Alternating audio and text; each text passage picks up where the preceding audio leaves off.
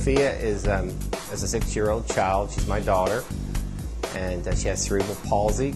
She was born with hydrocephalus. She had a bleed during the last trimester, which caused her to have enlarged ventricles in the brain.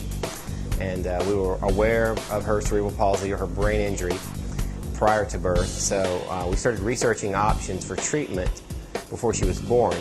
Her mother's a physical therapist, I'm an occupational therapist, and we have a pediatric practice, so that gave us a jump start on looking for interventions which would help her recover from this traumatic injury, this brain injury.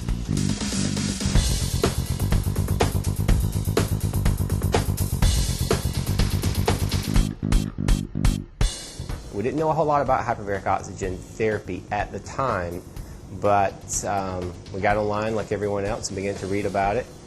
And we went to a couple hard chamber clinics that were run by hyperbaric physicians, and we tried a couple of those treatments to make sure that Sophia could tolerate those.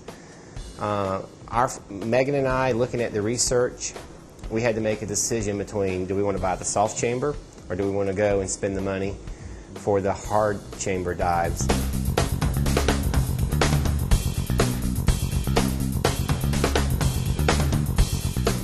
We did this so that we could just do unlimited treatments in the home. Atlanta is about an 80-mile drive for us, and just with the driving, the expense per session of the hard chamber, we decided to do the soft chamber.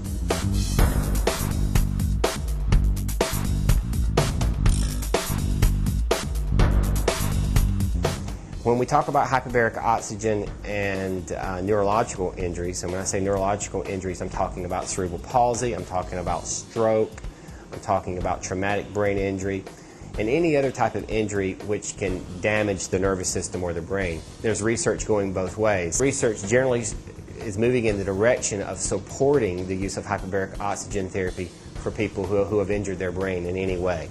So whether it's a stroke or a brain injury that occurred at birth, and even autism. Autism is a new area where we're seeing practitioners and families using both the soft chamber and the hard chamber.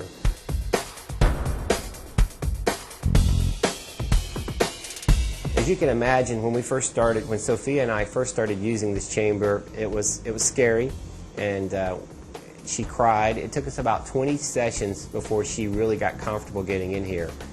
But initially she was afraid. This is an enclosed environment, and I just had to be really supportive. We offered her rewards to get in. We allowed her to chew chewing gum initially so that it would clear her ears. And after about 15 or 20 sessions, this became something that she really looked forward to, and we started reading books and having chewing gum, and sometimes we would even take in a snack inside the chamber, or even a sippy cup. We took a sippy cup in and would allow her to sip on the sippy cup as she was as we were pressurizing the chamber.